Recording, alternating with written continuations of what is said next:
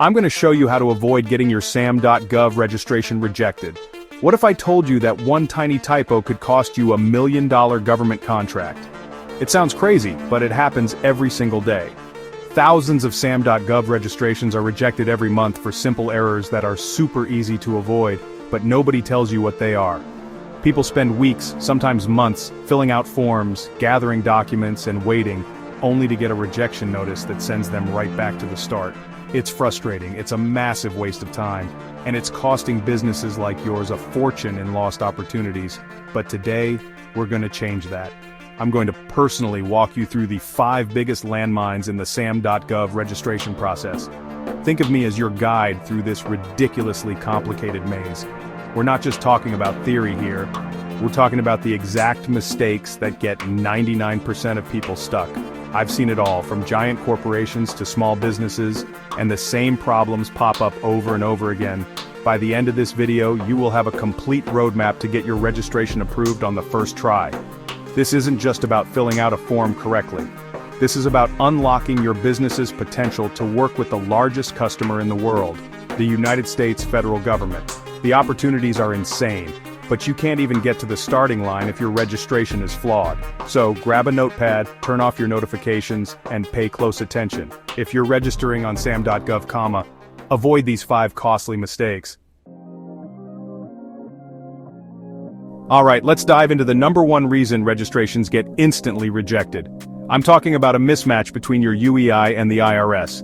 It sounds super technical, but it's actually really simple. Your Unique Entity ID, or UEI, is linked directly to your business's legal information. The federal government uses this to verify that you are who you say you are. They cross-reference the legal business name and the employer identification number you enter on SAM.gov with the official records held by the IRS. If there's even a tiny difference, you're done. Instant rejection. I'm talking about the smallest details. Did you register with the IRS as My Awesome Company LLC, but you entered My Awesome Company LLC with a comma on SAM.gov? Rejected. Did you forget to include incorporated or corporation at the end of your name when it's on your official IRS documents? Rejected. It's not a human reviewing this at first, it's a computer system. And that system is looking for an absolutely perfect character-for-character match. There is zero room for error here.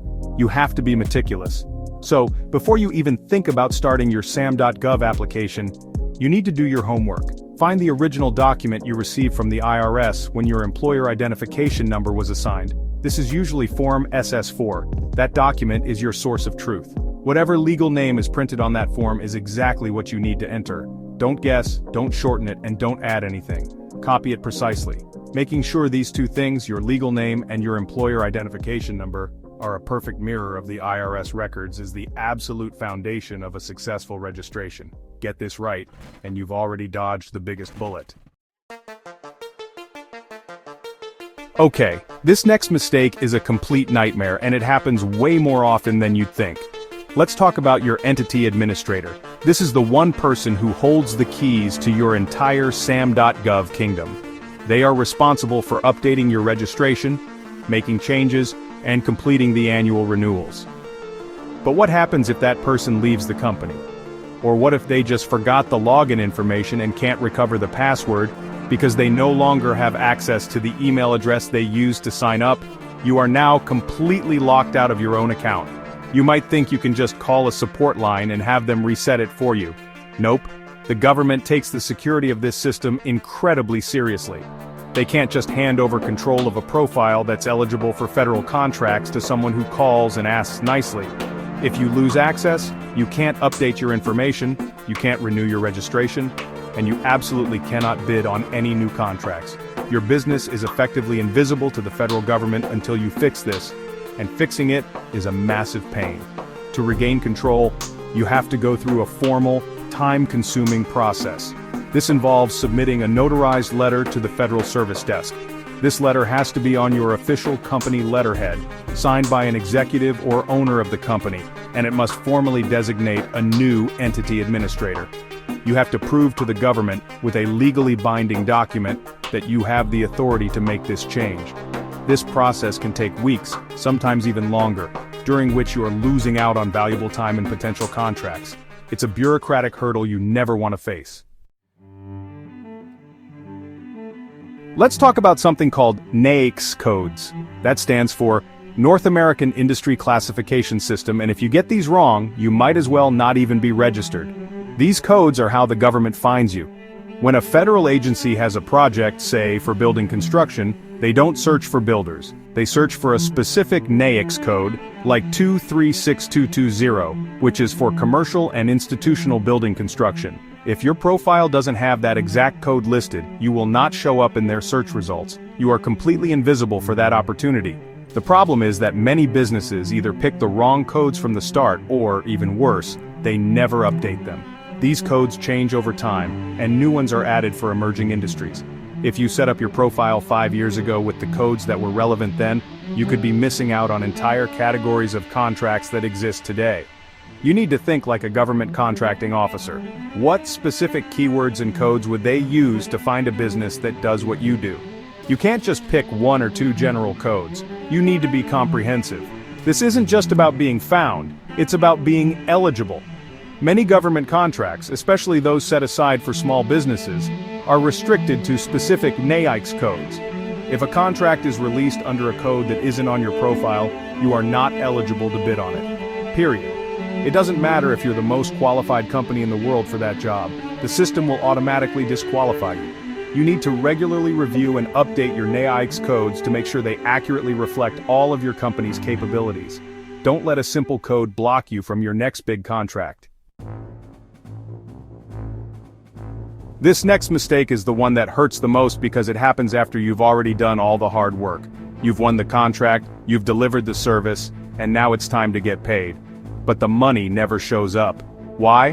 Because of simple banking errors in your SAM.gov registration. The government pays its contractors through electronic funds transfer, or EFT. To do this, they need your correct banking information, including your routing number and account number, submitted as part of your financial information in SAM.gov. The slightest mistake here can cause massive delays.